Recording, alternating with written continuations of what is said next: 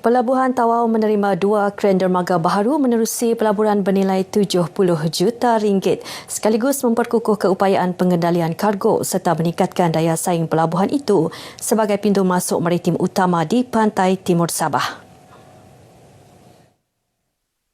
Ketua Menteri Datuk Seri Panglima Haji Jinor berkata, pelaburan yang dilaksana menerusi Sabah Ports Sendirian Berhad ini merupakan langkah strategik kerajaan negeri dalam memodenkan infrastruktur pelabuhan bagi menyokong pertumbuhan ekonomi Sabah dalam jangka panjang.